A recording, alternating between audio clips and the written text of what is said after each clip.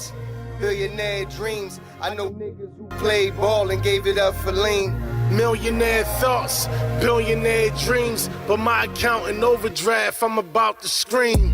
Rich man greed, A poor man prayers, every man bleeds. but look how God made us. Too many losses, it's only right that we win. Yeah, I made a promise I'm never gonna lose again. Yo, what's going on? It's your boy SL550, and this is the N.G.L.A. podcast. First, before we start, man, make sure y'all like, share, subscribe to the channel. Y'all know that it helps with the algorithm and everything else. Yeah, we're trying to get this channel to grow, man, and I really appreciate everybody that does lock in with me, man, for real. It's definitely much appreciated, man.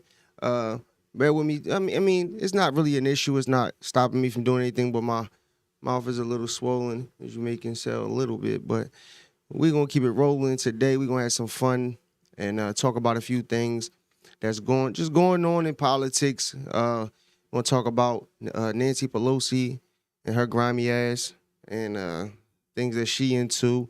And also we're going to talk about everything that's going on with this guy, Jerome Powell. He really in the way. Talk about him a little bit. Also, we're going to watch a part of an interview. We want to watch the whole interview between Benny Johnson and Matt Gaetz. You can go to the Benny Show and subscribe to him, and also check that interview out, the full interview. Definitely was a dope interview. Also, we're going to watch a clip from Donald Trump on Newsmax, Jesse Waters, and then we're going to end the show with an update on the NFL, something that's going on in the NFL right now. And shoot, it would definitely be crazy if we got him. But we'll get to that when we get to it. But right now, we're going to get into this video with RJ Talks. Shout out to him. If you aren't subscribed, make sure you go subscribe to his channel. If you want to get any type of updates on politics and things of that nature, here's somebody I fuck with heavy. You've seen him on my show. I've been playing clips from him recently, and he's definitely one of the guys I go to for sure. You know, definitely gives you sound information, and that's all I look for. You know, I want to see if everybody is talking about the same things and just get different perspectives on things. So let's get into it. See what we're talking about. It is Wednesday, July 30th. President Trump calling out Nancy Pelosi. Enough is enough, Nancy. Trump saying Nancy Pelosi's gotten filthy, stinking rich off trading inside information. That's what he said. We have the clip saying it's time for a real investigation. Also, the Federal Reserve bucking the pressure and refusing to cut the night rate. We'll show you what just happened. Why the Fed says no cuts are coming. They say because the economy is ripping, growing at gangbuster speed, and more stories as well from around the country, including what the next mayor of New York City is now promising to do, saying he will make it his mission to revoke your Second Amendment rights. Some welcome news for the U.S. economy. New numbers show a sharp turnaround after a worrisome first quarter. CNN senior reporter Matt Gaetz is joining us here in the Situation Room. How big of an improvement is this new report for the U.S. economy? Well, Wolf, the headline here is a positive one, right? GDP, the broadest measure of the U.S. economy, it did rebound in the second quarter, 3%. That is a solid number. And it also beat expectations. This marks a major improvement from the first quarter when we saw a rare contraction. So for the first time in 7 years, for the first time since Trump's first term in office, the U.S. economy is growing at over 3% per annum in just 6 months. With everything this administration has done, all of their policies unleashing growth in America, that's what they're focused on. Appears to be working. Second quarter GDP coming in at a record 3%, well over the estimated 2.3. Trump taking a victory lap this morning, posting on Truth Social, second quarter GDP just out 3%, way better than expected. Too late, must now lower the rate. Talking about Jerome Powell. No inflation, let people buy and refinance their homes.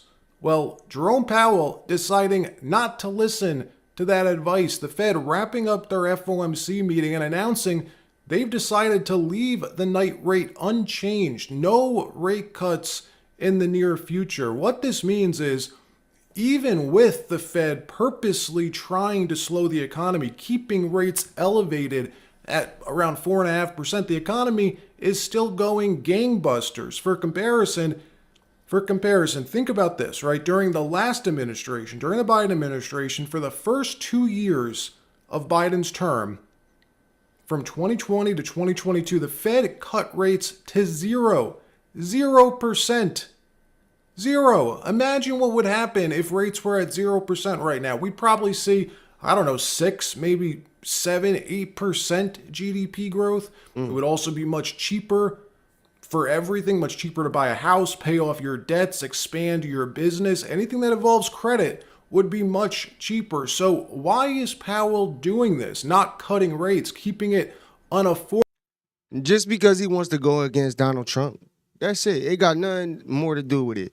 Mind you, he said that the reason why he wasn't cutting rates in the beginning was because of the tariffs. He said that, the tariffs were a bad idea, that they were going to hurt the economy, and that was his reason for not lowering the rates. But now the economy is booming. It's going in a positive direction, and yet he's still not lowering the rates. It's just to go against Donald Trump. This is what they do. It's ridiculous. Affordable to live the American dream. Why else? Donald Trump. When in doubt, blame President Trump. The Fed says due to Trump's tariff policy, we can't cut rates. Total PCE prices rose 2.5% over the 12 months ending in June, and that, excluding the volatile food and energy categories, core PCE prices rose 2.7%. These readings are little changed from the beginning of the year, although the underlying composition of price changes has shifted. Services inflation has continued to ease, while increased tariffs are pushing up prices in some categories of goods. Near-term measures of inflation expectations have moved up on balance over the course of this year on news about tariffs, as reflected in both market-based and survey-based measures. The president obviously very unhappy about this. He campaigned on lowering prices, not just getting inflation back to where it was 2%, but making things cheap again. He's done everything in his executive power to do this. The last thing that's missing is lowering interest rates. What we need in reality is no Federal Reserve, not a politicized Federal Reserve. We don't need changing the Fed structure to make it agree with the current administration, whether it's this administration or the next. What we need is no Fed at all. We need to end the Fed. Let the markets decide where interest rates should be. And we know there are members of the Trump administration who feel this way, who share that idea. If there's ever a time to end the Fed, it's now. Will it happen? Unlikely. Yeah.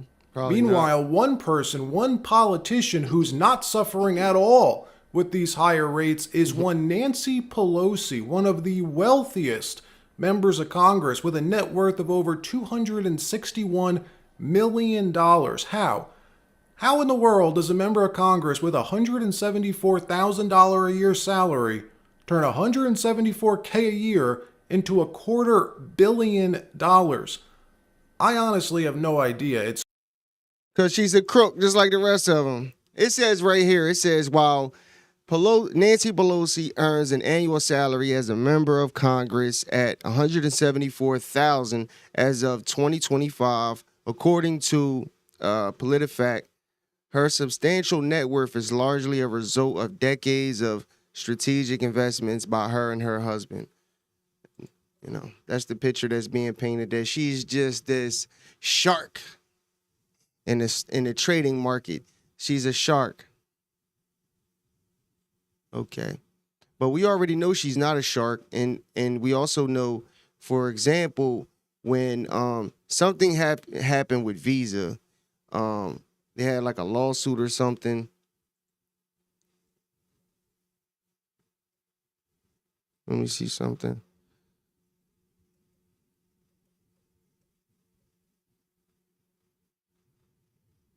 Okay, so, all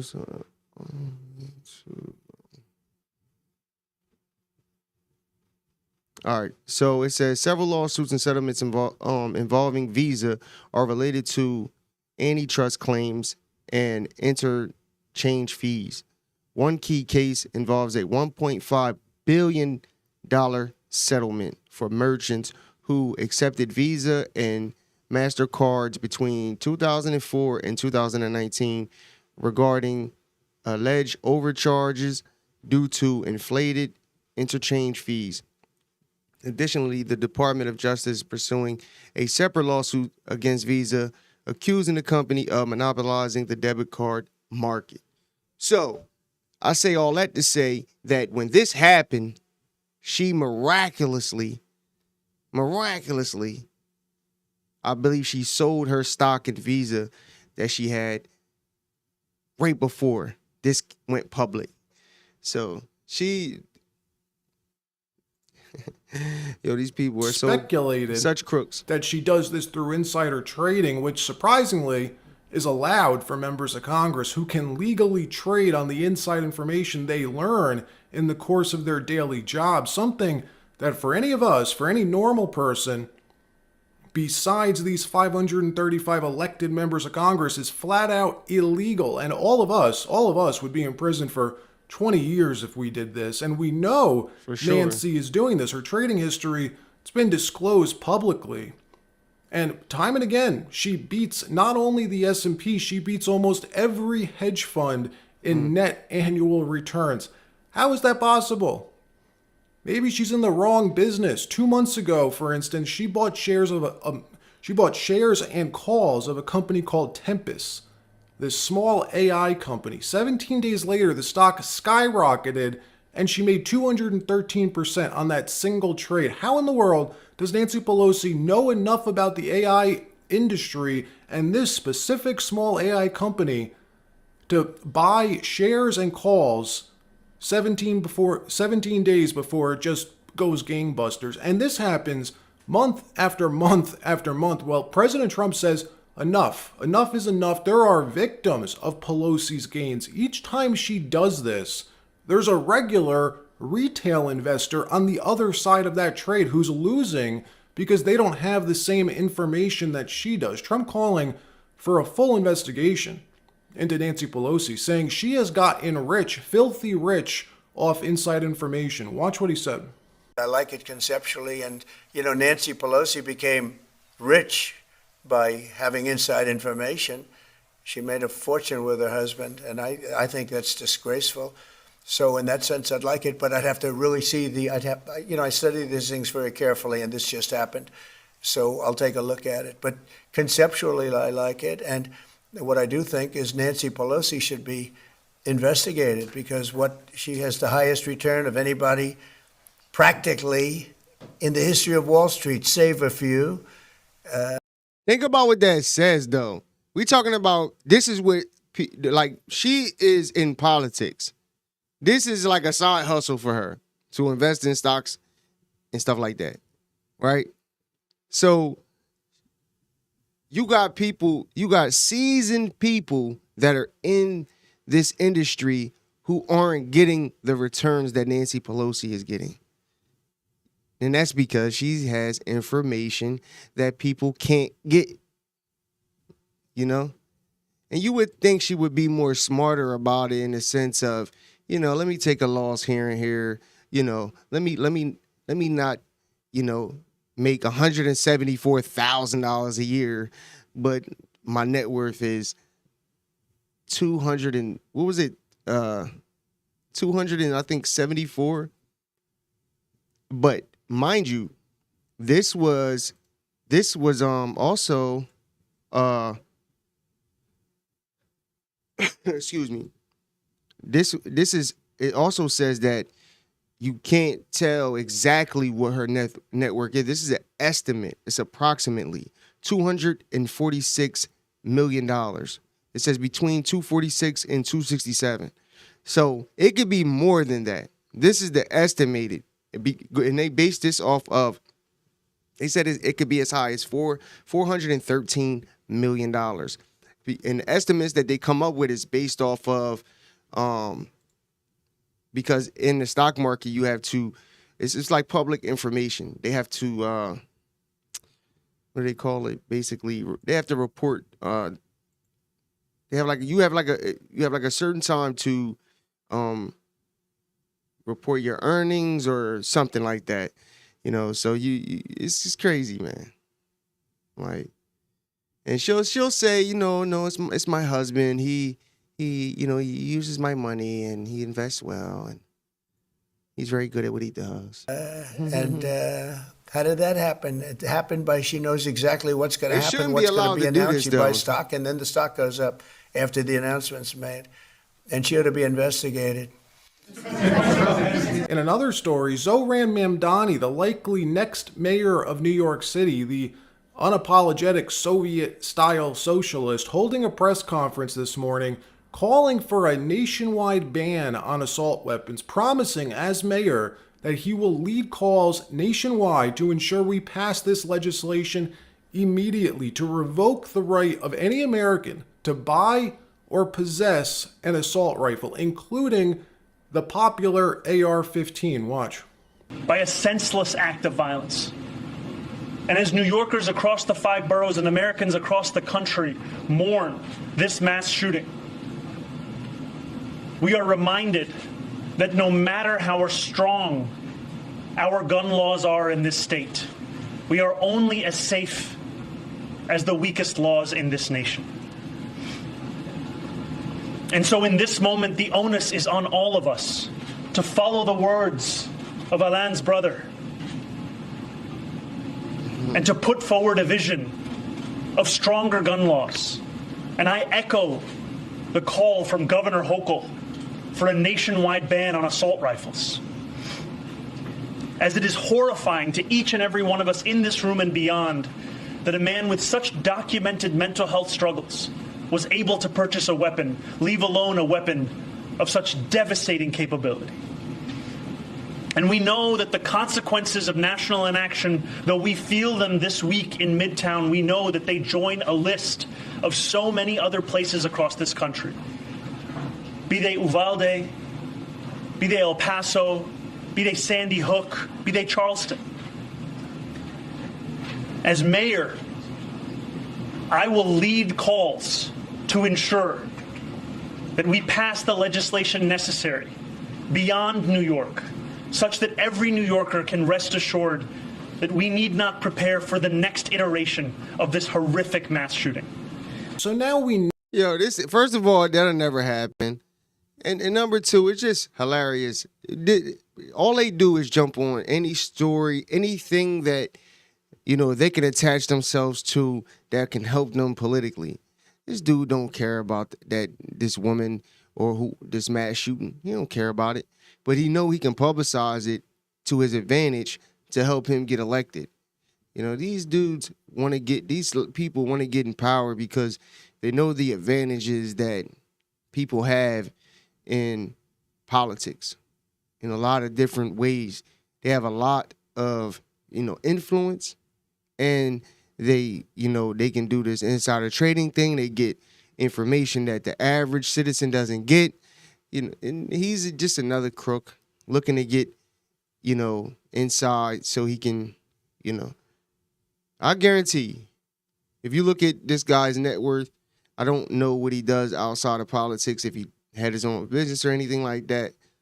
But I can guarantee you his net worth will grow within the next 4 to 8 years, maybe double, because this is what they do.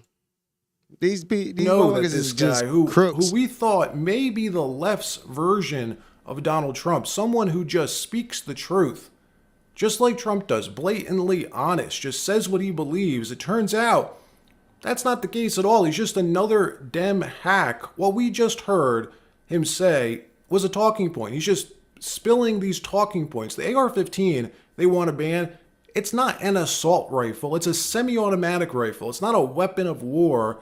We always hear them say we have to get weapons of war off America's streets.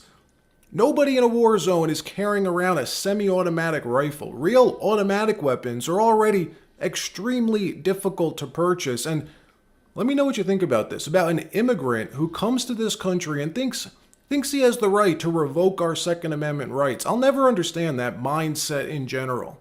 Someone thinking that they're all powerful and can just take someone else's rights away. It's just a foreign concept to me. How about live and let live? Is that too much to ask for? Shout out to RJ Talks, man. Make sure y'all go subscribe to his channel. Definitely be giving out some good information. Now we're gonna get on to Benny Johnson and this Matt Gaetz interview that they had, kind of going over this whole Russiagate scandal. And Matt Gaetz, I like Matt Gaetz. He is one of the ones who is actually he actually official. I believe he was an attorney. I could be wrong, but I know he's in politics. He was one of the guys that was going to be. He was actually looking to be. What was it? The Department of Defense, I think. I think it was him, but he stepped down, and because there was a lot of controversy surrounding some allegations that he had previously and all of that. But then I think that's when Pete Hegseth stepped up and he got the position. But yeah, let's get into this, because he's definitely one of these guys who is brutally honest and definitely be having, when they be having them big guess committee hearings, and they be having people come and they grill them, judges, all types of people. He be one of the ones that be having motherfuckers sweating. For real. No.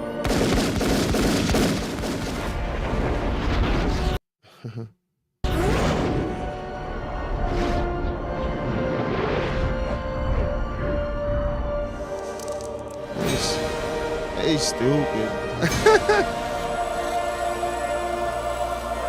He's the one.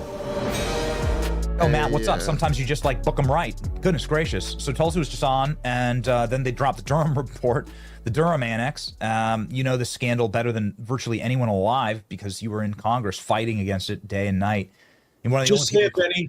Just say it. I peaked during the Russia hoax. Okay? You did. You called these bastards out to their face. During the Russia hoax, and now it's back in the news. But could we just take a moment and reflect on the fact that, John Durham wrote this whole report, came and testified before Congress, and apparently all of the bangers were in an appendix that we had to win an election and then get control of the FBI and CIA in order to read?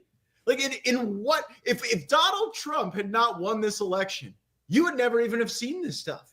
And we endured years of the media saying I was Vladimir Putin's lawyer, Trump was Vladimir Putin's agent, that there were these tapes and this compromising material, and the whole thing was cooked up by the Clinton campaign, and it didn't work. And then after it didn't work, when they were trying to manipulate the media and convince us all that we would be raising the Russian flag over the White House if Donald Trump won, after it didn't work, Obama himself ordered a hit on the Republic, on American democracy, when on December 9th of 2016, he got everybody together and he said, look, go back, redo these assessments. And he gave the message to Clapper and Brennan that they were to create this predicate, and that Comey would then be the inside man still in the Trump administration to pull the levers of government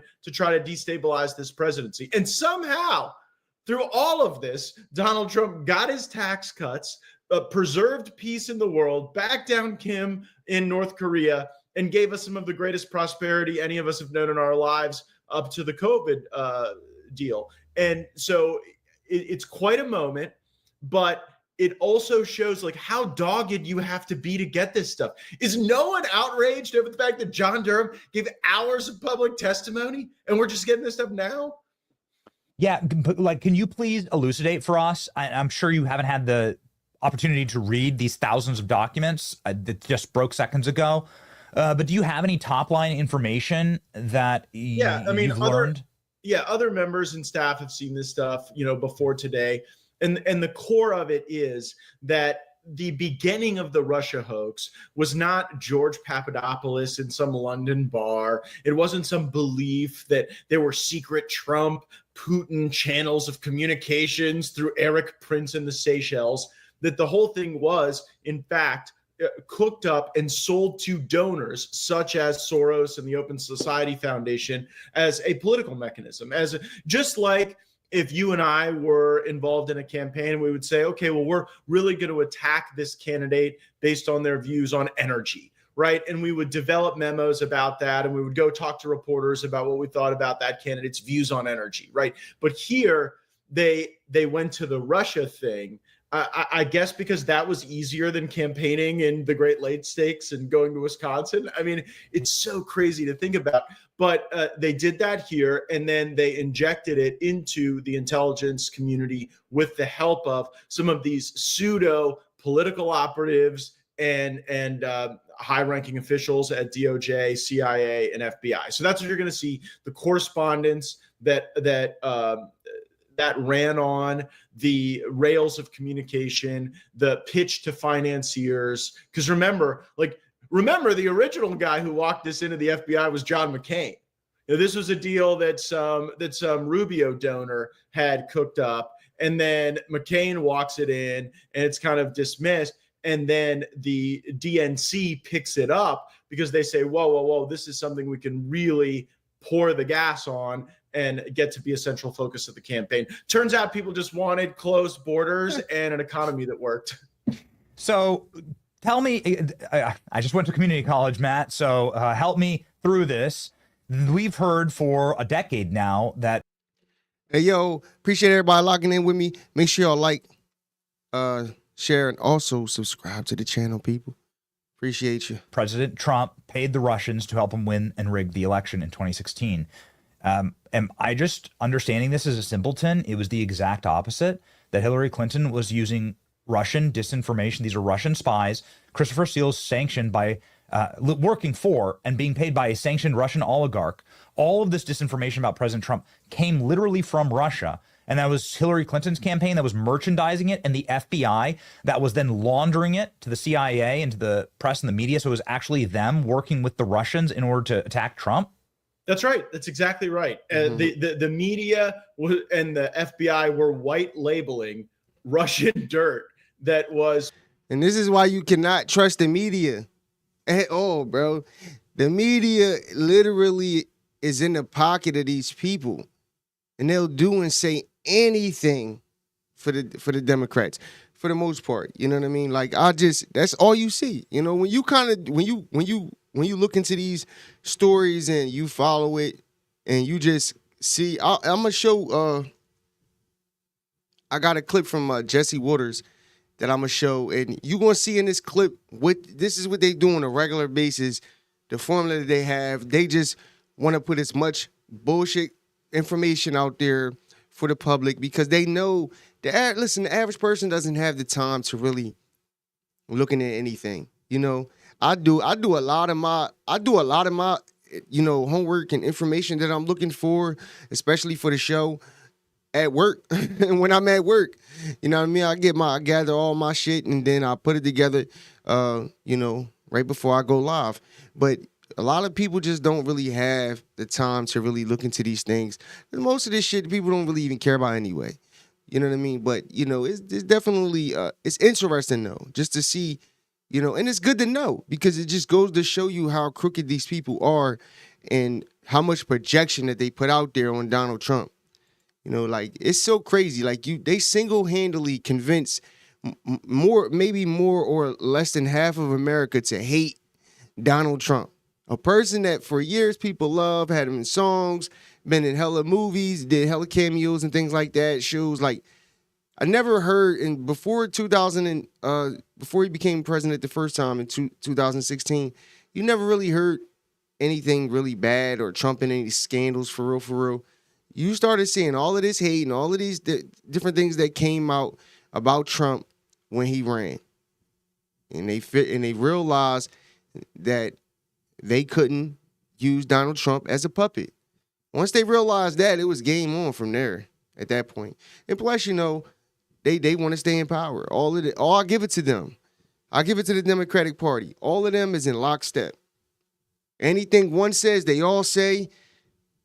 That's what they do. The problem and that's cool, whatever. They're going to do that forever.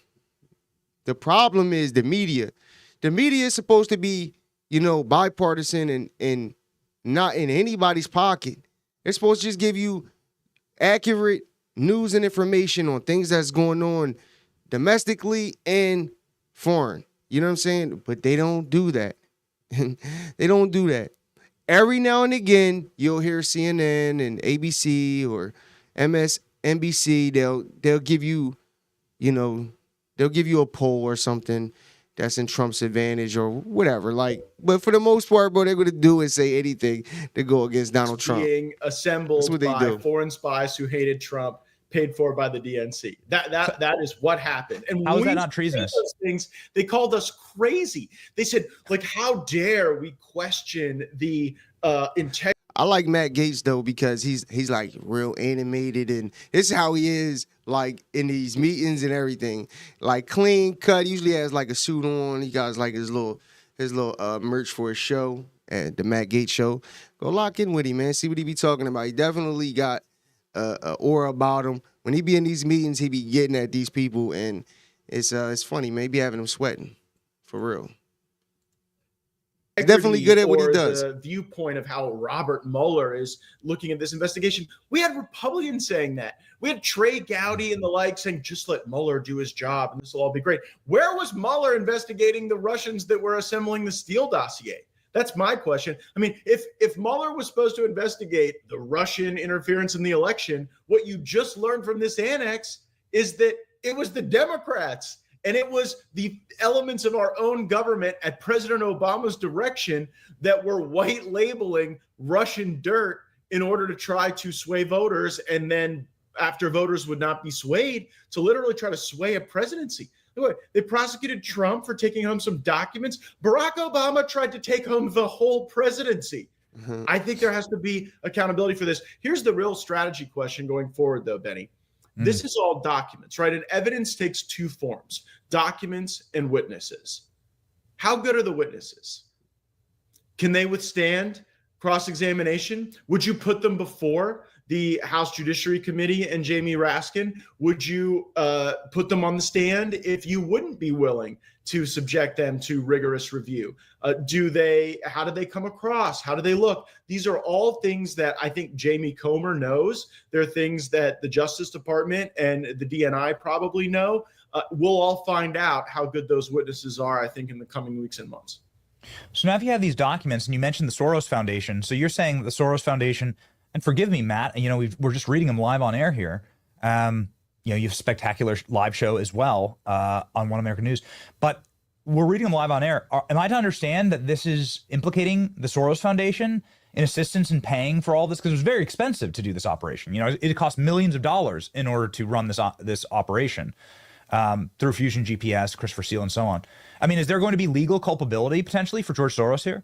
The challenge with that is so much of this money is disaggregated, fungible. And so what happens in politics is that when people feel like they've got a really compelling pitch to donors, that there's a great ad that will really cut through if we only had another $1 million to put it on TV, or there's this great candidate, and if we just gave them the right funding, they would secure this important position of power. And in this case, what appears to have happened is that the Debbie Wasserman Schultz DNC apparatus was trying to seduce the Soros operation into really funding a lot of the information operation around this. And whether or not you could tie those specific funds then into those ops, I don't see that in the docs yet. Still a lot to review. But I think the solicitation of the Soros Foundation to do this shows that's not how you run a counter intel op. That's not how you run a criminal investigation. That's how you run a political smear campaign, and showcasing that tradecraft, I think, further indicts the Brennan viewpoint that all of this needed to be included in the official work product of our government.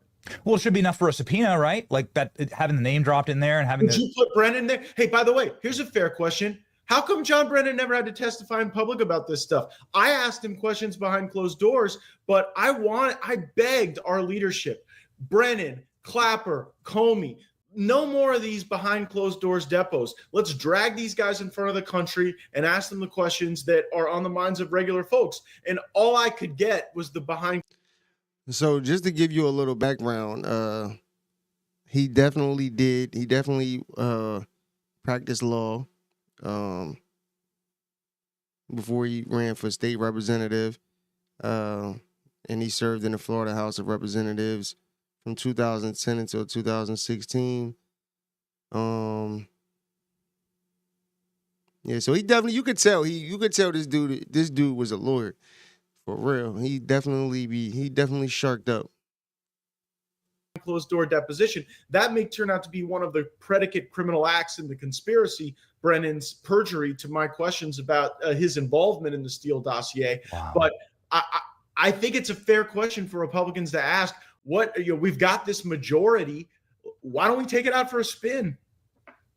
So wait a second. You're telling me that Republican leadership kneecapped you back when this was all rolling, when I assume would it be Paul Ryan in charge of the House? No. I mean, these were decisions that were made, during the current ruling regime of the Republican structure. And here's what I was told when I said, look, Benny, the investigation was about the 51 intelligence officials that signed the letter that said that Hunter Biden's laptop was Russian disinformation. And so we interviewed a lot of those people in private, and they said some very interesting things, and we released the transcripts. But that's nothing like having to have people answer live questions, Republicans and Democrats from both sides. And what I was told is that we would look potentially mean and retaliatory to be going after people for their political conduct. This is smash mouth. What I was told. Matt, we're fighting communists, dude. Like, this is smash mouth. Like, what is going on? Well, by the way, how are we supposed to win a war against these people when they're using the imprimatur of their security clearance and their government role to go and tell lies about Hunter Biden's laptop and Donald Trump? And when we ask them tough questions, we look like the mean guys, and so we're not going to do it. I was very opposed to that decision that was made. I voiced that viewpoint, and so I did the best I could. I showed up to all the behind closed doors depots. I did so when most of the members didn't. And I did what I could to ask the questions that would be on the minds of your viewers. Would you mind elucidating for us where you think there was a perjury trap for Brennan, what you've gotten? And forgive us, sometimes, you guys release these transcripts. You release transcripts that are like 7,000 pages long. It's like so hard to get through. Yeah, so here's the gist of it. I was like, look, man, how come you got all these people together to say that the Hunter Biden laptop was Russian disinformation? What was your basis to say it was Russian disinformation? He said, my entire career of making decisions about Russia and their intelligence operations. I was like, oh, well, good. I've got one I'd like to ask you about, the Steele dossier, since you're such an expert in all things Russia. And his lawyers went nuts and said, well, we're not here to talk about Steele. We're here to talk about Hunter Biden. And I said, well, tough. You opened the door for it.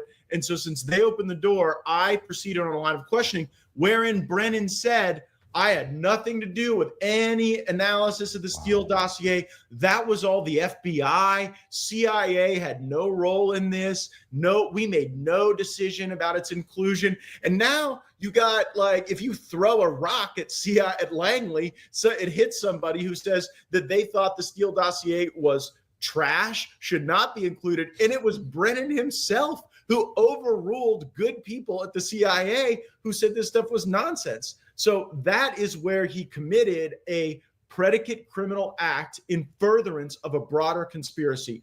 And the tell from the Department of Justice that they're doing this the right way is they're not just pursuing these as individual criminal acts, because if you do that, you have to bring that case in Washington, D.C., where the jury system is like a leftist Ouija board. So if you have a conspiracy and any of these cats took a text message in Palm Beach, did a phone call when they were on a ski vacation in Jackson Hole, Wyoming, if they were sending an email from Virginia, then we're going to have the opportunity to venue a prosecution of the whole conspiracy, where you may find any one predicate criminal act. Such a critical question. We asked General Flynn this, and he was like, I'm really worried about getting out of, you have to get out of DC. You have to get out of the vectors of their control.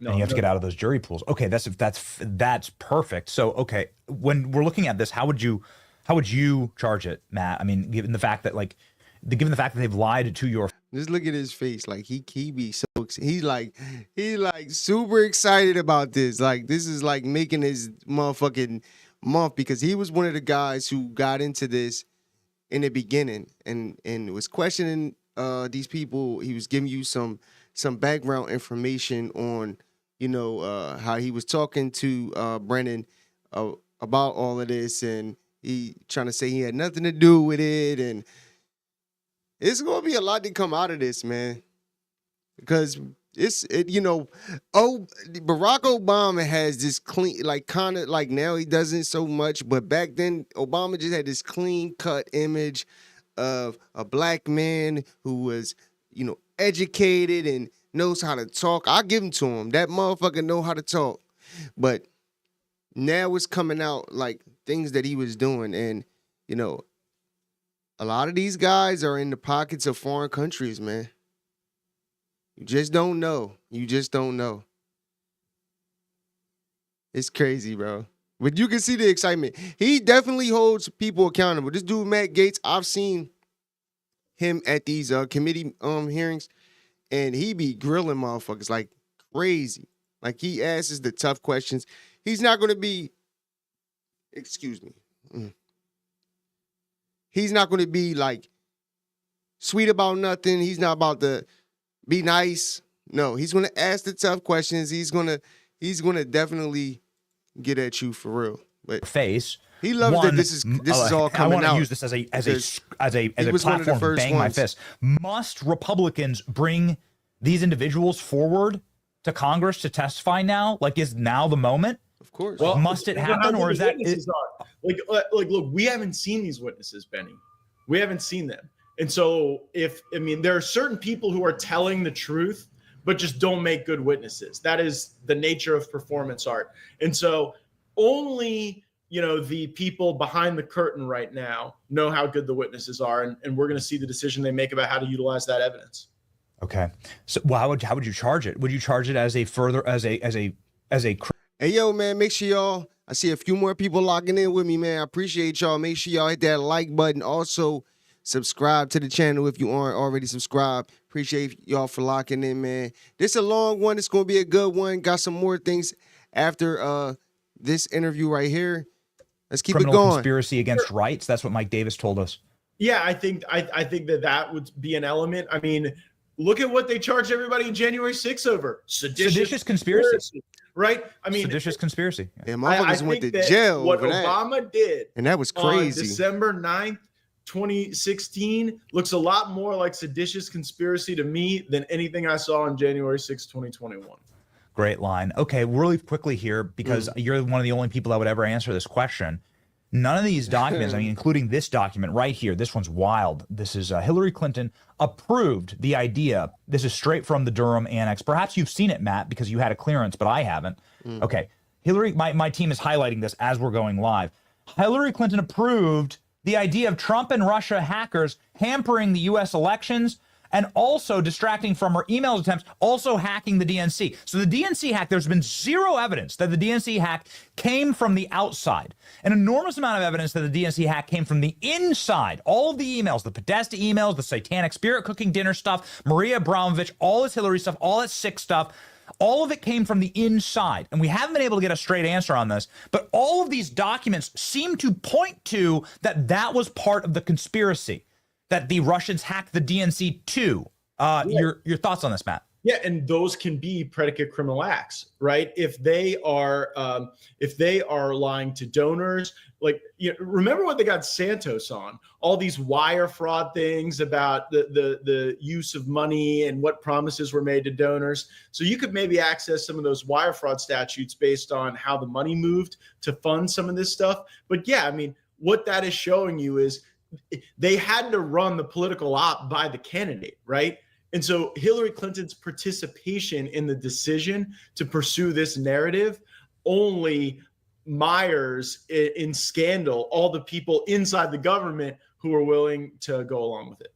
All right, Matt, I know we're up against a hard out. Just one final question here. What do you expect? Can you give us Can you give us a honest man's opinion, having seen the inside of this machine and knowing so very closely the Trump team and the president himself? What's going to happen? Like, prepare our audience, right? Like, what's going to happen? Right. So if you're Clapper or Brennan or Comey or Obama, every time the phone rings, every time there's a knock at the door, every time you hear the leaves rustle on your stoop, you're wondering whether or not it's somebody serving you a subpoena or giving you notice of service that you're going to have to provide documents and potentially testimony to a grand jury. Decisions will have to be made by some really smart prosecutors like Pam Bondi and Todd Blanche about who to flip, who to give immunity to, that will be the narrator of this great conspiracy. Whenever you have a major conspiracy trial, you have to have great narrator. And who's that going to be? Who maybe wants the opportunity to participate in the proceedings in that way? That's the next thing coming. The subpoenas, and then who flips. And one more time, I'm not a betting man, but please handicap for us, Matt. Do you expect people will go to prison for this? Well, look, I think that it's always difficult to get in front of the prosecutors who have to make some of these charging decisions, but a lot of that's going to come down to venue. I don't know whether or not some of these things happened outside of DC in jurisdictions where you can get a fair shake. We already had Andrew McCabe strung up, ready to go on lying to Congress, and there wasn't a grand jury that would even indict him in Washington, D.C. because of the nature of that deeply corrupt place. So I think that the venue question is what that will turn on. Okay. Well, you know what? I'll take mugshots for right now. You know, I'll start with the low-hanging fruit, man. I'll take the mugshots. Just nice to, hey, by the way, just nice to get the Durham annex here in 2025. Thank goodness. I wonder what annexes we're going to be getting in 2035, Benny. Maybe that's when we'll get. Maybe that's when we'll get the Benny Johnson Tim Pool annex. We'll wait till 2035 and learn. That's right. I've been asking. What a filthy, dirty op, man. What a filthy, dirty op. I'm telling you, that thing stinks to high heavens. And the fact that they were sprinting to wrap it all up. FBI calling me. You're the victim of a crime. Okay. Yeah. All right. I think we're going to learn in 2035 that Benny Johnson actually is Vladimir Putin. You just didn't know it the whole time. And we're going to learn today. All right, man. Shout out to Benny Johnson, man. He always be having some great content, great guests, all of that, man. Shout out to him, man. Shout out to Matt Gaetz, though. He's a lawyer for sure, and he's definitely going. I would love to see Obama in one of these hearings, but I doubt if he's not going to be the one to get. I don't believe so. I believe it's going to be Clapper or Brennan. It's going to be the guys that were in the CIA and stuff like that during Obama's term, who is going to be the ones that get hung out. But like he said, it's going to depend on who's going to be willing to talk, and it's going to be crazy, though. That's going to be crazy. Like, what if Obama really goes to jail? Just think about that. This is 10 times worse than that whole January 6th situation. Like, one person died during January 6th, right? And it was a woman, and she was on the side of the protesters and that went to the Capitol building. She's the only one that got killed. When you look at videos from January 6th, you see the police that were there, like ushering people in, like, come on, come this way. No, not over there. Go to that way, like towards the Capitol building. So you could kind of see that it was a setup. From what information I learned, that like there were definitely agents that were in the crowd that were, antagonizing this whole thing. It was a lot going on with that day, but there were people that definitely went to jail, and Trump obviously pardoned them, but that was years later. It was people that did years in jails over the January 6th issue. Meanwhile, when the BLM riots and everything were going down, people were burning down buildings, like talking about billions of dollars in damages, and it's like it's all good. Tampon Timmy they was burning down his neighborhood. He said that him and his wife opened the windows in their house because they love this smell. They love the smell of motherfuckers burning down the city. They out of control, man. Let's get to this video. Let's get to this next clip with Donald Trump on I believe it's News Nation. No, I mean Newsmax. I'm sorry. I said News Nation in the thumbnail. I was wrong. It's Newsmax. That's my fault. Little typo. Fix it. Whatever. But this is Donald Trump on Newsmax. About a 9-minute video. We're gonna see. But if y'all want to check out that full interview with Benny Johnson and Matt Gaetz, go to Benny Johnson's channel on YouTube and check that full interview out. And Let also me ask you, Mr. give him a President, just subscribe. about pardons. I've got 3 names for you. And the first one, look, the media didn't care about this story when Joe Biden was in office. Suddenly they care about this story. No, they didn't. Ghislaine Maxwell serving 20 years in prison for sex trafficking. Is clemency on the table for her in exchange for testimony? I'm allowed to do it, but nobody's asked me to do it. I know nothing about it. I don't know anything about the case, but I know I have the right to do it. I have the right to give pardons. I've given pardons to people before, but nobody's even asked me to do it. Sean Diddy Combs? Right. Would you consider pardoning him? Well, he was essentially, I guess, sort of half innocent. Yes. I don't know what they do. He's still in jail or something, but he was celebrating a victory, but he... I think he should pardon Diddy, man. If Diddy go to jail because he didn't get charged on the big shit, but he got charged on some smaller felony charges. Let's look it up. Let's see what he got. I forget what he got. Got charged with I guess bringing Cassie over state lines, and I guess he was accused of making her have sex with other men. Let me see. It says he was not found guilty on most serious charges of racketeering, conspiracy, and sex trafficking. However, he was convicted of 2 counts of transportation to engage in prostitution, violations of the Mann Act. This means he avoided a potential life sentence, but still faces sentencing on the Mann Act convictions. So, the waiting will carry a maximum of 10 years per count. So he has 2 counts, so he's facing up to 20 years maximum, which means he'll get a little 3 to 5, right? But he should pardon him, and the reason why he should is because he knows Trump is one of the few people that knows that even though Diddy obviously was campaigning for Democrats and things like that, I think he should pardon him because he got railroaded. Come on, man. A girl, I could see this if the girl, because I believe that it was Cassie who they're saying that he was found guilty of the transportation of, what's it say?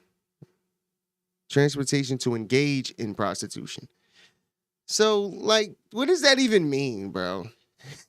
What does that even mean? My whole thing is Diddy is getting railroaded because he was involved with some serious people and took some serious people to court with that whole liquor company shit. And, they wanted to make an example out of him. Nigga, don't get ahead of yourself, nigga. And they just showed him you could get touched. You're not wealthy enough. We could touch you. And that's what they doing. They make an example out of him. I think Trump should pardon him. And the reason why I want to see Diddy get pardoned, right? Not because whether I feel as though I always said that I don't think that Diddy is doing the, sex trafficking and all that. I've been said that. This is what they do. It's the same old playbook. But I want to see him get pardoned because I want to see all the people that be no Diddy and talk about Diddy. I want to see a lot of these people how they gonna act when Diddy come home. I want to see it. It's gonna be funny. It's just gonna be great TV for real. I want to see him just go on certain shows and shit. I just want to see how everybody act. Like, is they going to be welcoming, like, yo, what's good? Diddy, man? Diddy, welcome home. You know, they going to drop, you know what I mean? They going to drop a bag, won't even sound like what they going to do.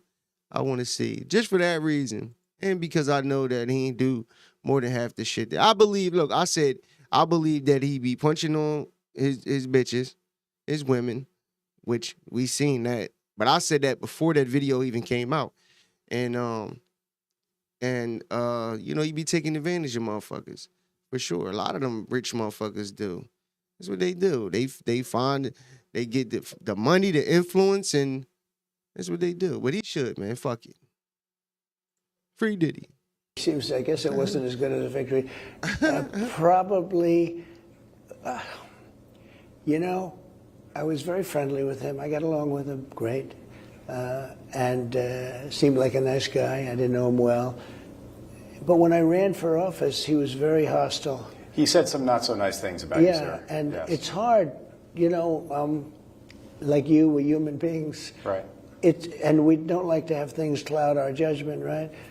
But when you knew someone and you were fine, and then you run for office and he made some terrible statements. So I don't know, it's more difficult. It makes it more, I'm being honest, it makes it more difficult to do. But more likely a no for Combs, I would sounds say like. so. Okay. And what about George Santos?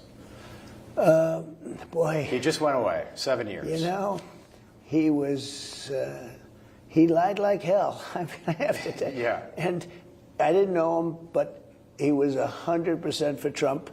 But I didn't, you know, I might have met him, maybe not, I don't know. But he was a congressman and his vote was solid.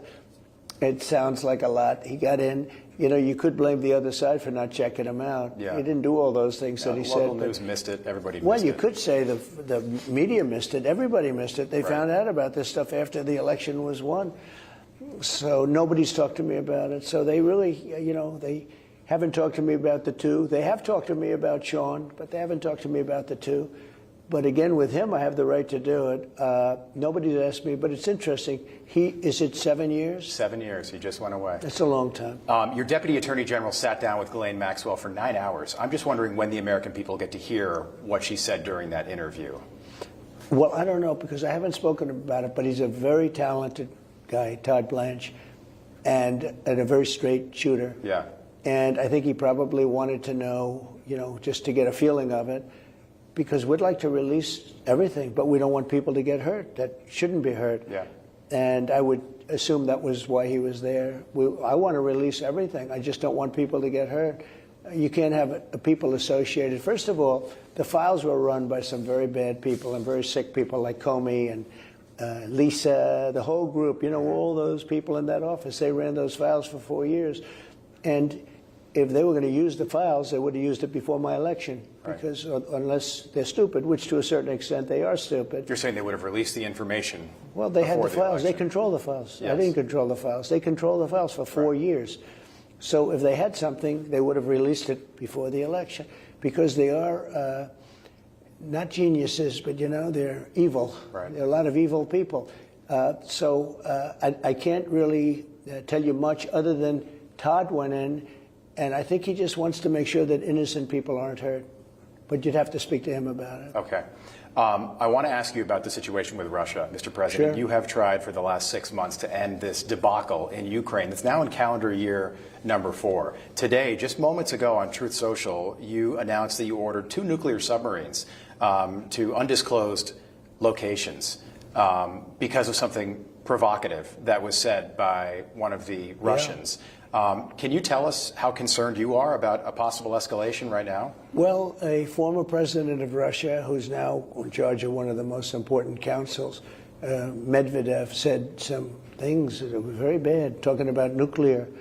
And when you mention the word nuclear, I say, you know, my eyes light up, and I say, we better be careful, because it's the ultimate threat. He shouldn't have said it. He's got a fresh mouth. He said things in the past, too. And so we always want to be ready. And so I have sent to the region 2 nuclear submarines. I just want to make sure that his words are only words and nothing more than that. And they're closer to Russia, I assume? They're closer to Russia, yeah, they're closer to Russia. It's a terrible situation going on over there. You know, this since the beginning of the year, they've lost 20,000 Russians in this ridiculous war. They've lost 8,000 Ukrainians soldiers. Then they've also lost people in cities and towns a lot, but not nearly numbers like that, because missiles are being shot into Kiev and other places. This is Biden's war. This is not my war. This war would have never happened. It didn't happen for 4 years, was never even talked about other than anything. I had conversations with Putin. It was the apple of his eye, but he wasn't going to go into Ukraine. And I will say this, that's a war that should end. That's a terrible war. The bloodiest and deadliest in Europe since the Second World War. Reagan said peace through strength. I now call it peace through Trump. I think that deterrent is well, you know, we've settled a lot of wars.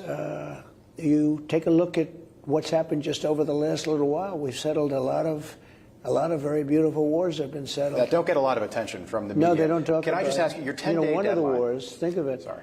India, Pakistan, nuclear. You look at Cambodia just recently.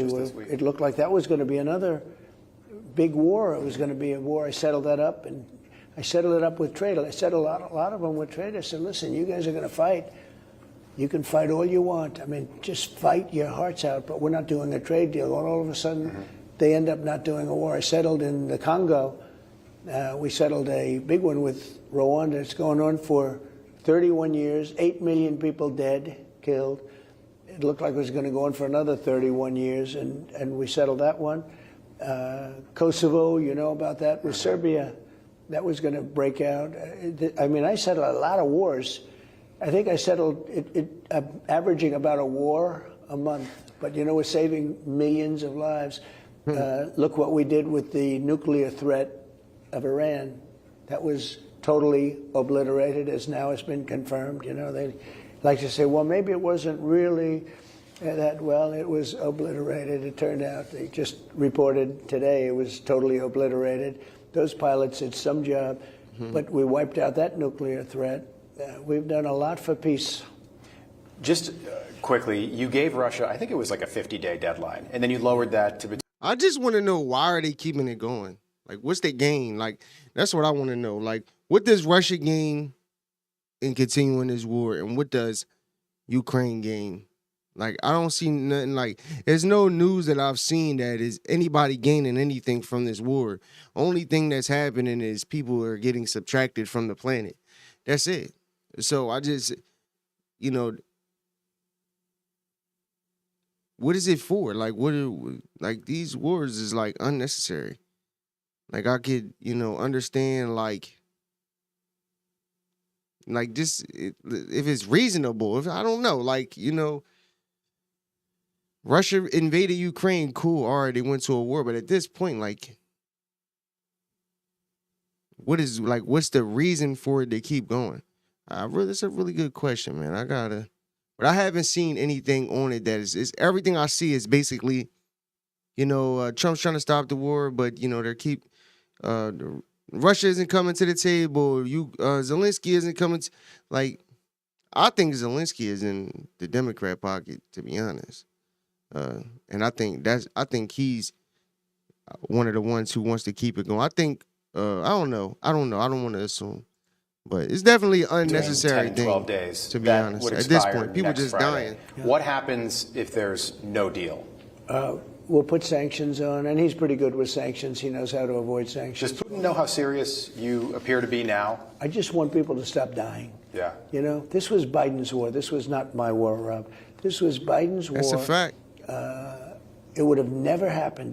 And it didn't happen. For 4 years, it didn't happen. There was no discussion of it. It wasn't going to happen. I told Putin, can't do it. It wasn't going to happen. And he stopped the Nord Stream pipeline. He stopped Russia with a lot of shit. And Russia never invaded Ukraine when he was president in 2016. They never did it. They waited till Biden weak ass got in there, and then they went and invaded Ukraine. And now they're in this just unnecessary situation. My thing is, what the fuck does it have to do with us? And I got along with him very well. And the sad thing is, that ally should be in the way I want sometimes. to put this fire out, and this is the one flame, but I want to put the fire out. And I talked to Putin a lot, and I think we had a great conversation. Then I go home and I see that a bomb was dropped in Kiev and some of the various cities are killing people. I say, I just had this great conversation with him, and it looked like we were I thought we had it worked out 3 different times. And maybe he wants to try and take the whole thing. I think it's going to be very hard for him to do Has your opinion of Putin changed just in dealing with him? I'm surprised. You knew him, but... I don't want to say that. Look, he's obviously a tough cookie, so it hasn't changed in that way. But I'm surprised. We had numerous good conversations where we could have ended this thing. Yeah. And all of a sudden, bombs start flying, so... This is just goofy, man. Just goofy, man. We're going to get into some more updates with my guy, Jesse Waters. Then we're going to get into the last segment about the NFL. Let's get it. Donald Trump's building a big, beautiful ballroom in the White House for big, beautiful parties. This right here, just to start off, is going to show you how these Democrats, how they just be moving, how they'll just get up.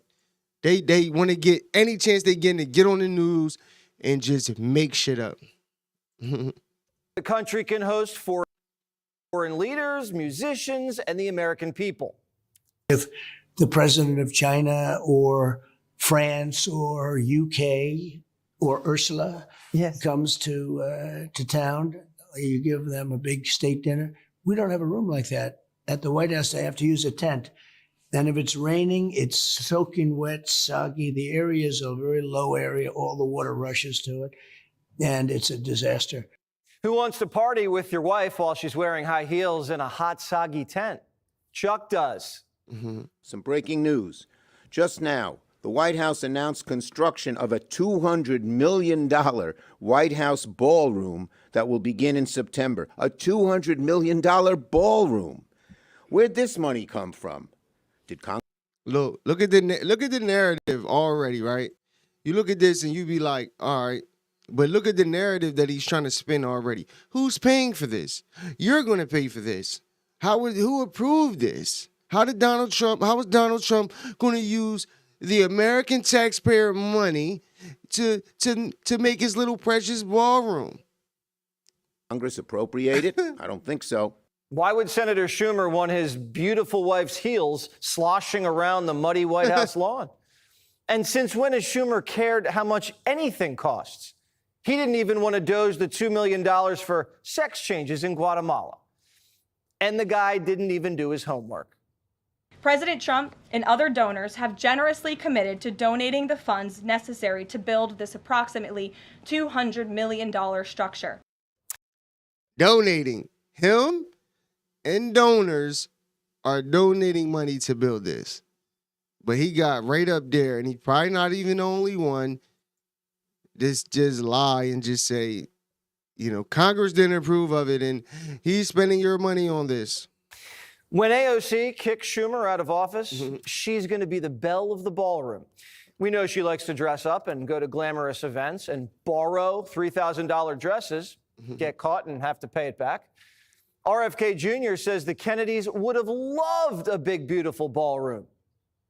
I've been coming to this building for 65 years, and I have to say that it's never looked better. It's been transformed. My uncle, my aunt, Jackie, who were deeply committed to design, to beauty, and who understood that it's important to have our public buildings be beautiful because it inspires us, the releasing through freedoms of the creativity of the human spirit. And this building, of all buildings, should look beautiful. And under your stewardship, it looks extraordinary today. A few years ago, I had dinner at the White House with President Trump, and he pointed to a picture on the wall and said, "Jesse, that's a Monet. It's $20 million. Jackie O donated it, and when I leave, I'm thinking of taking it home." And I said, "Mr. President, I don't think that's a good idea." And he said, "Why not? Crooked took the silverware." JP Morgan CEO Jamie Dimon's been at the White House a lot recently. He used to be an enemy, and now he's a frenemy. We started tariffs, we didn't know what they're going to be, and now we kind of know, and they're more moderate and thoughtful and more carefully done, and hopefully they'll help some companies export. Maybe some people move manufacturing back here. Yo. So, so far, so good. So far, so good is So right. far, so Last good. month, because They of wasn't tariffs, saying that before. we balanced the budget for the first time in a decade. And now the press wants to know what took so long. Why didn't you invoke this law in your first term? You could have taken in billions upon billions of dollars in your first term, but you waited until your second Yeah, term. because in my first term, I was fighting lunatics like you who were trying to do things incorrectly and inappropriately to a president that was duly elected. The press found out they're getting tariff stimmies, and they want more forever trade wars. But the trade wars are ending, and so are the real ones. The president has now ended conflicts between Thailand and Cambodia, Israel and Iran, Rwanda and the Democratic Republic of the Congo, India and Pakistan, Serbia and Kosovo, and Egypt and Ethiopia. This means President Trump has brokered, on average, about one peace deal or ceasefire per month during his 6 months in office. It's well past time that President Trump was awarded the Nobel Peace Prize. Even Chris Cuomo's admitting he's been wrong about everything. I've been wrong.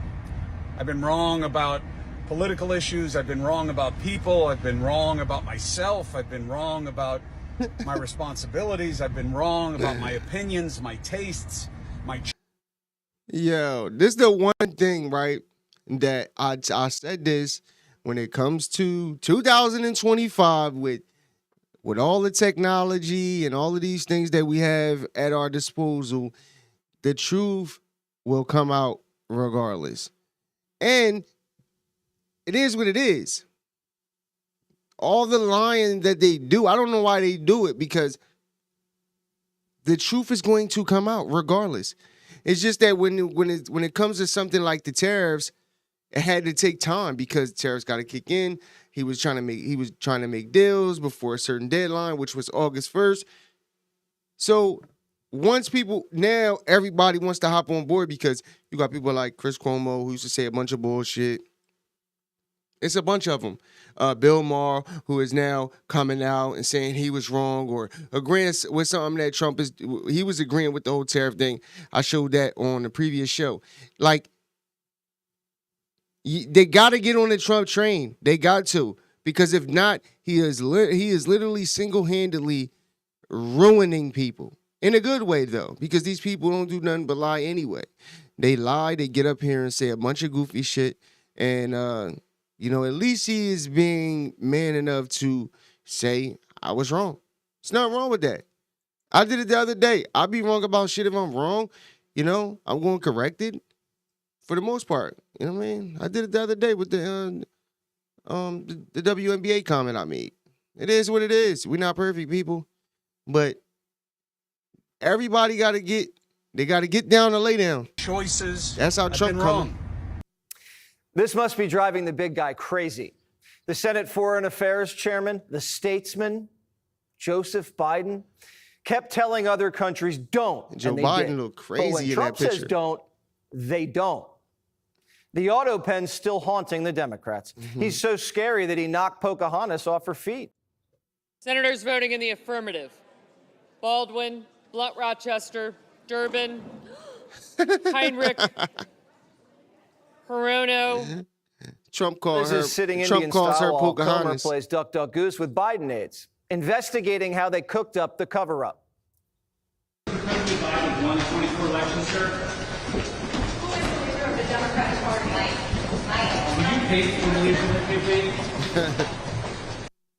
Mike Donilon says he knew Joe for 40 years, but never met AutoPen. Sure. Meanwhile, Joe's post-presidency is so sad, Johnny's more famous.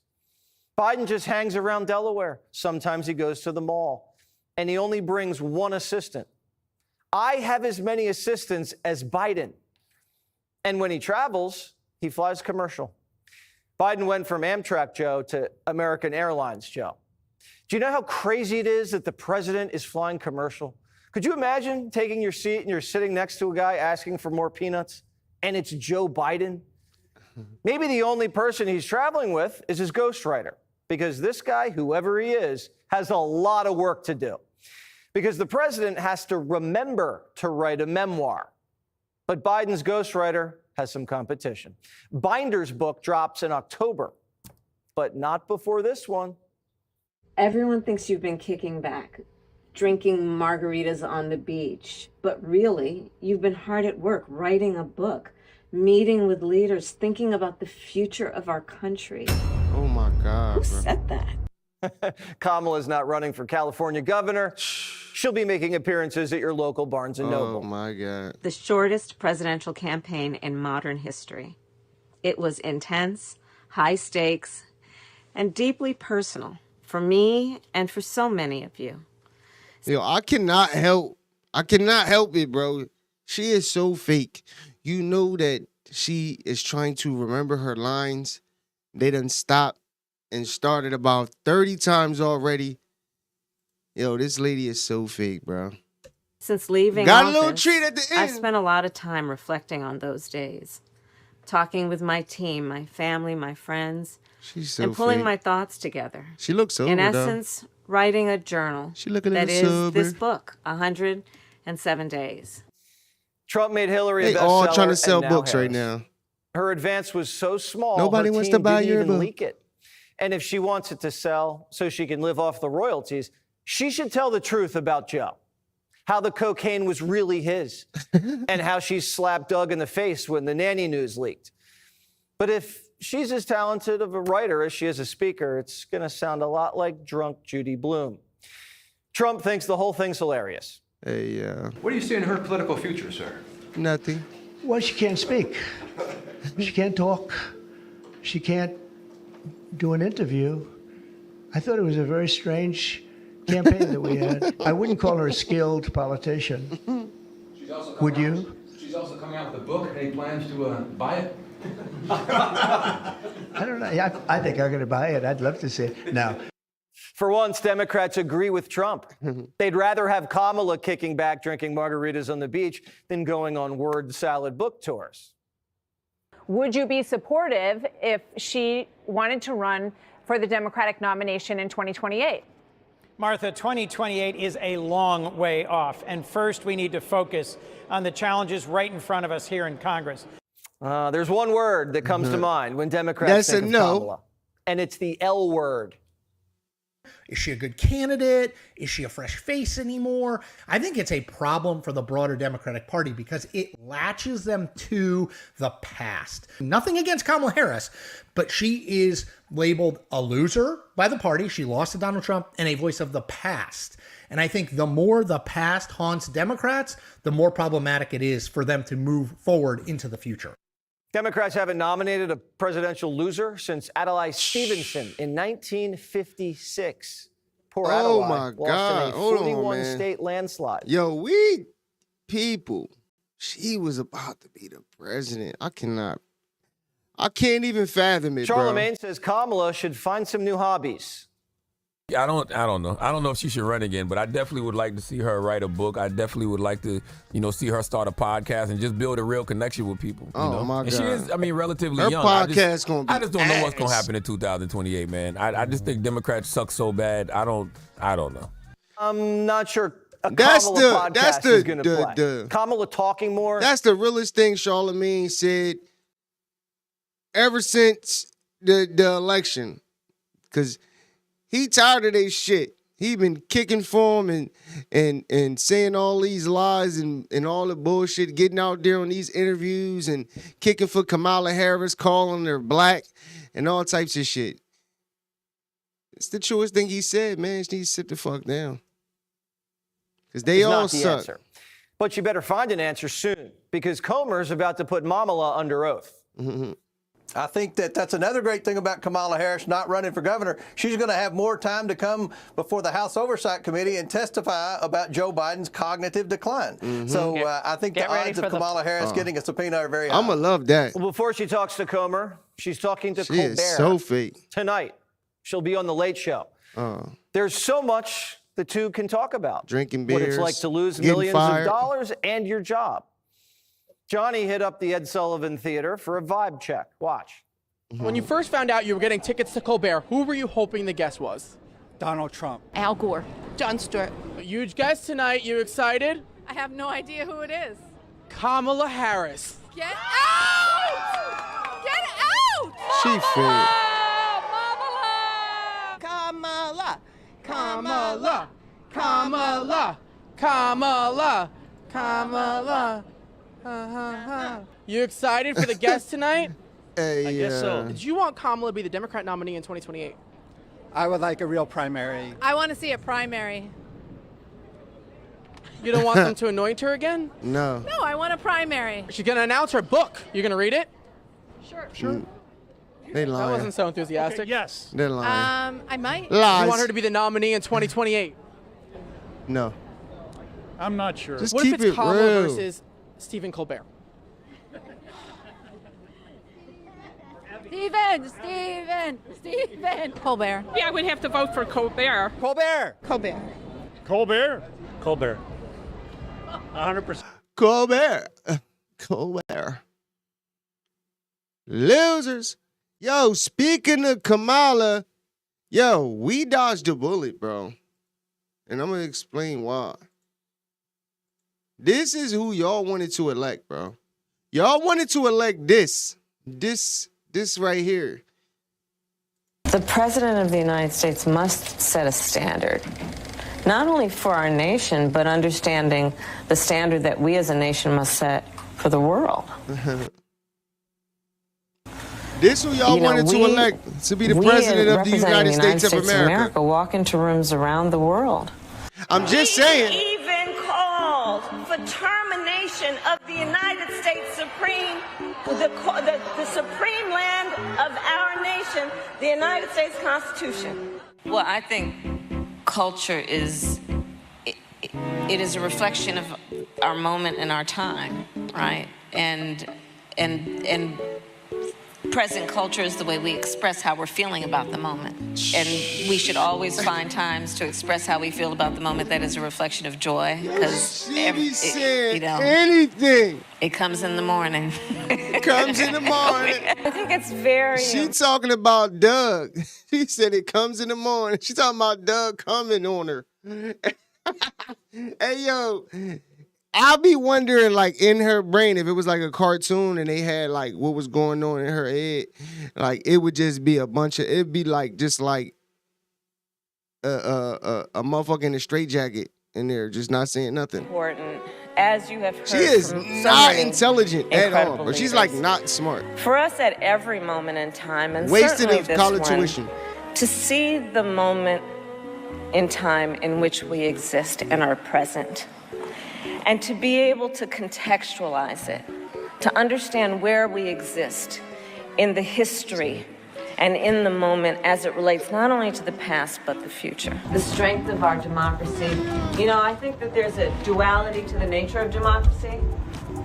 When it's intact, oh, it's so strong in terms of what it does to uphold and protect individual rights and freedoms. So strong in its nature. And it's very fragile. It will only be as strong as our willingness to fight for it. One of the young leaders was talking to me about climate mental health. I said, tell me what's going on with your peers. Climate mental health. And she talked, I said, I think I understand that, but unpack it for me. And she talked about how her peers are thinking about it. One example is, you know, whether when they're ready, could they start a family? Yes. Worried about what that would mean. And the stress of it. They were talking about it in terms of their peers trying to figure out, you know, they're going to have to get a job and they're going to have to make a living, but what can they do and how can they adapt the education that they're having now to their activism? We cannot despair. Hey, yo, keep it real, right? It's 10 spots showing her being her, right? We only halfway through. Keep it a bean. Do you think that she's intelligent? No. Bro, this was about to be the president. She could have been the president. She could have been making very important decisions about our future as a country, just think about this, has nothing to do with her being black or, a woman, none of that. This is who you wanted to vote for. We cannot despair.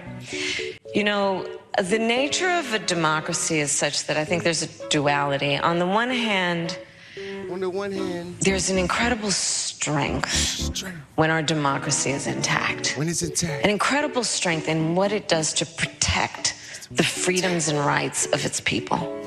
Oh, there's great strength in that. And it is very fragile. What? It is only as strong as our willingness to fight for it. We all watched the television coverage of just yesterday. That's on top of everything else that we know and don't know yet, based on what we've just been able to see. And because we've seen it or not doesn't mean it hasn't happened. But just limited to what we have seen. Which is why we will work together and continue to work together to address these issues, to tackle these challenges, and to work together as we continue to work, operating from the new norms, rules, and agreements. Just think, she reading right now from a paper, which means she wrote this down. Or somebody wrote it for her. Either way, whoever did it is stupid. That we will convene to work together on, to galvanize global action. With that, I thank you all. This is a matter of urgent priority for all of us, and I know we will work on this together. Do you have any plans to visit the border? At some point, we are going to the border. We've been to the border. So this whole thing about the border, we've been to the border. We've been to the border. You haven't been to the border. And I haven't been to Europe. And I don't understand the point. Weeping may endure for a night, but joy cometh in the morning. The path may seem hard, the work may seem heavy, but joy cometh in the morning. And church morning is on its way. It's an extraordinary testament. Hey, yo, bruh. I just had to play that real quick. Oh, she blows my shit. What do some people say? She blows me. Whatever that means. Some people say, I don't even know, you blow me or something like that. We say, yo, you blowing my shit. I say, you blowing my shit. She blowing my shit. God damn, that bitch is stupid. It's just stupid. She is so stupid. Oh my God. Oh, I'm so happy that people woke up, bro. Oh my God, bro. We would be fucked right now. I would probably be living in a mud hut right now if that bitch would have been president. And I ain't with calling women bitches and shit, but she's a bitch. That's a bitch right there. If a bitch had a avatar next to it that was the meaning and definition of it, it would be a picture of Kamala Harris. For sure. Anyway, let's get into this last piece about someone, we don't know. Could he come to the Eagles? Could he not? Where could he be going? All I know is that he wants out. And I wouldn't mind having him because he's a dog. You know, let's go about right here. New t-shirts. You see now, of course, the big story that dropped Friday morning, let's start there, has to do with the Eagles' Week 1 opponent, which is just 33 days from today, as Cowboys superstar edge rusher Mica Parsons' relationship with Big D has, quote, deteriorated to the point where the star pass rusher is considering dramatic measures, which could include a trade request or even a declaration that he is severing his relationship with the team, per multiple league sources familiar with the situation. The two sides remain so far apart heading into the second week of training camp and are not currently negotiating. And that is a massive deal, really big news heading into the weekend, but the Athletic's Diana Rossini was not done, as she added, quote, among the key issues, Mica Parsons spoke directly with Jerry Jones over multiple days in the spring.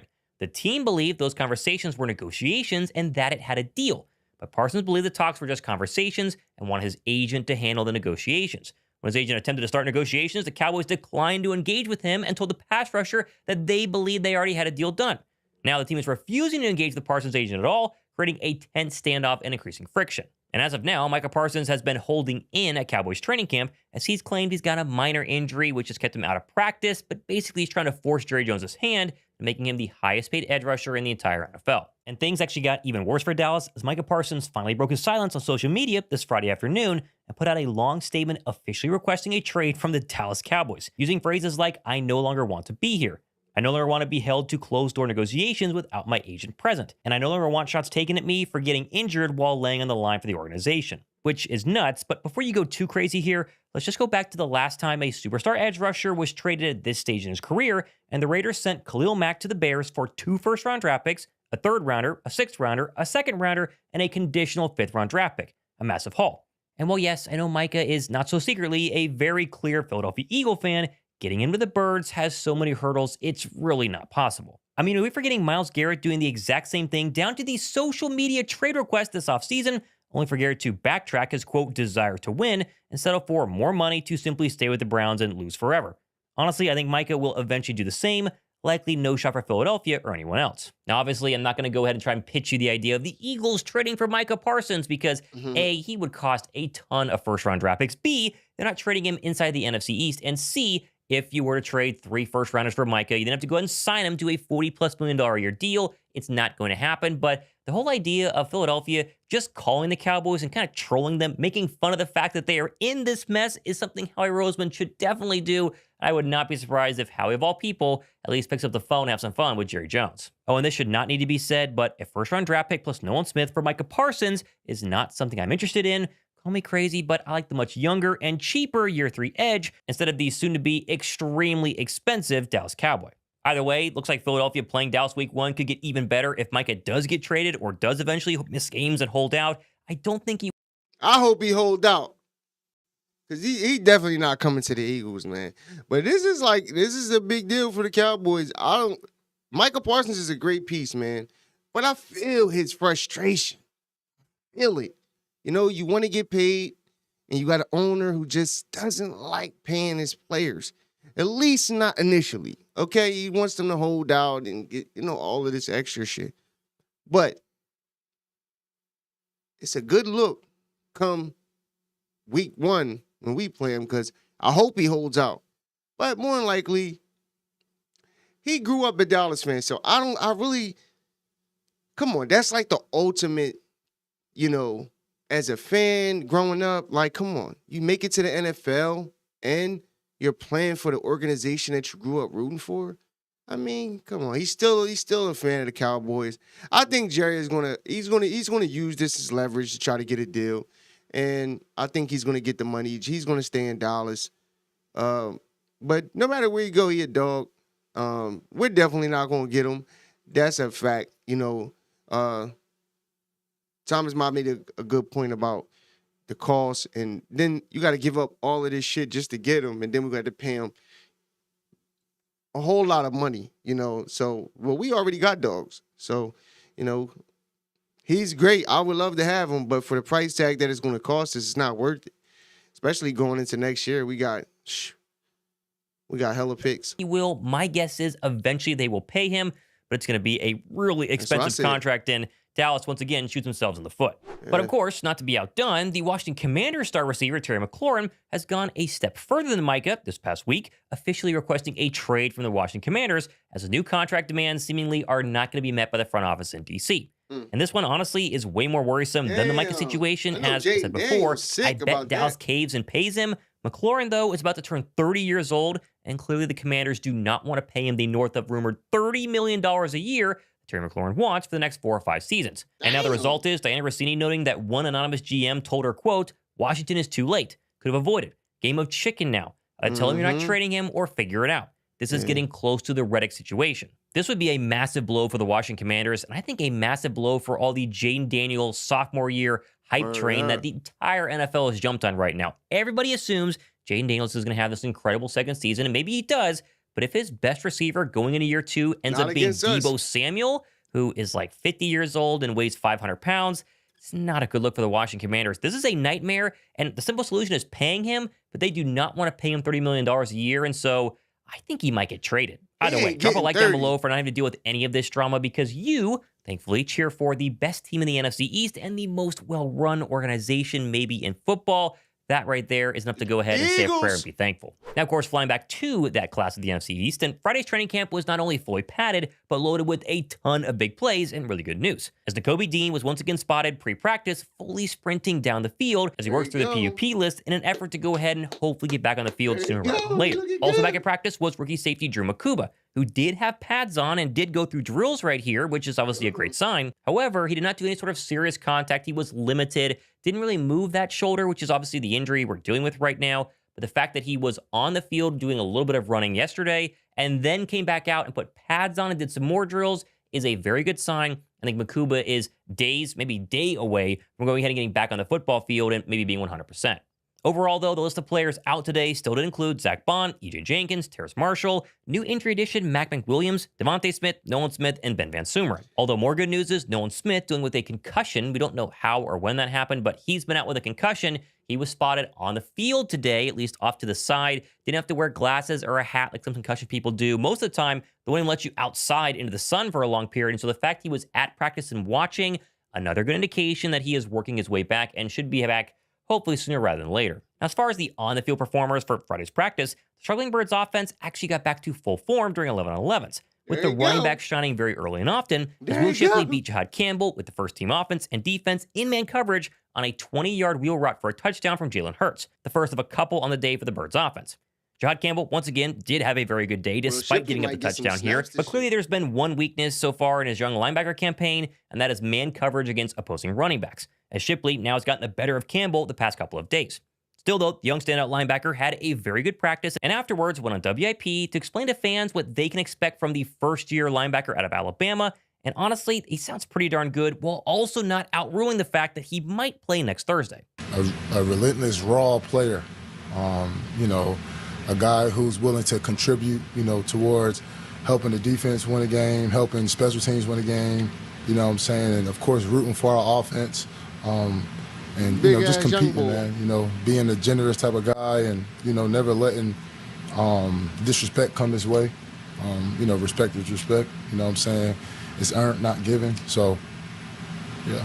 Moving on to the secondary, and Keely Ringo got his chance to start outside once again, and he had some up and down moments, including a bad pass interference call on a deep ball, and then allowed a crossing route touchdown pass to Elijah Cooks during red zone drills. Stop me if you heard this, but neither Ringo nor Adoree Jackson particularly stood out. I think Jackson had a slightly better day. It's not that Ringo's been bad. He's very much in coverage and in play on all of these plays.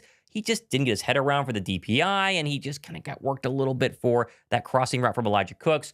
Either way, it's not the end of the world, but the Ringo hype train, it's not building like I was hoping it would. Maybe something changes. Very curious to see which of these two, if both or any, play in the preseason on Thursday. The good sign, though, is the emergence of wide receiver Elijah Cooks, the aforementioned one who scored a touchdown on Keely Ringo. Right now, though, with Terrace Marshall on the sideline, he is likely the fourth best wide receiver on the depth chart based on play. As Eli Ricks mentioned after practice, this guy has the size, the tools, and likely is going to be able to showcase his greatness next Thursday in the preseason. Big, strong target. Definitely a red zone target for sure. He can make big, great catches, contested catches, which is big on any level, and it's always needed. And I can't really wait to see him play in the preseason. I feel like he's going to make a lot of plays. Moving on, and Smile Munden got a couple of first-team reps with Zach Bond out once again, and even had a very nice one-on-one pass breakup while covering Saquon Barkley of all people. I know, again, he's probably just a special teamer this year, but the bright future for the former UJ Bulldog seems pretty darn clear. Moving over to the defensive line, and Ty Robinson had his best practice so far as an Eagle, with a very nice PBU of Tanner McKee versus the second-team offense and defense, as well as a fantastic swim move one-on-one versus rookie Cameron Williams. Slow progress, but good progress for the young DT. The real star, though, of the Eagle defensive line continues to be Moro Ojomo, who had his best day of training camp in full pads. He's had some really good days beforehand, but he had an absolutely incredible bull rush of Tyler Steen, who did have a good day, but not this rep versus Moro Ojomo. Got to Jalen Hurts and knocked the football out of his hands for a strip sack. He had another sack later on in 11-on-11s. Moro Ojomo, my goodness, he has had the best overall start to training camp I've seen from a second-year guy in a long time. Thumbs up for him. He's going to be a superstar. Also, thumbs up for Azeez Ojulari, who has had a quiet camp so far. I've not mentioned his name really once, but did register his first sack while getting some reps with the ones with Nolan Smith out. Honestly, nice to just hear his name. Now officially, Josh Uche and Ojulari are tied so far with 1 sack apiece. The real star of the day, however, was running back Saquon Barkley, who got a training camp high 14 touches on Friday, which included 2 rushing touchdowns. Drawing with Reed Blankenship after the first one, and really unveiling for the first time this offseason the 2024 2K speed and agility that made him the scariest weapon in the league just a year ago. Barkley likewise seemed to settle down the rest of the offense as Hurts had a nice day through the air, connected with A.J. Brown often, and even getting the ball early to wide receiver Anais Smith. I think really for those wondering just how... Bro, just think, bro. Like, Saquon, he had to have his healthiest season last year. I don't think Saquon got hurt at all last year. I gotta check real quick. Yo, Saquon. Let me see.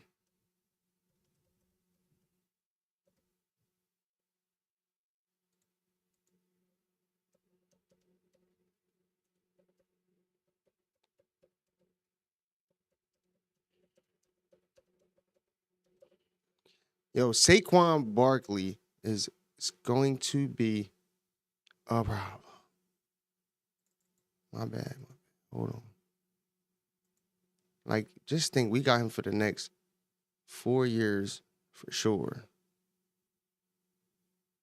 AJ not going nowhere. Like, yo, bro. Oh my God. We really like that. And then next year we got hella picks. We about to, it's about to be crazy, man. The Eagles might be, we definitely gonna be playoff contenders for the next 5 years. For sure.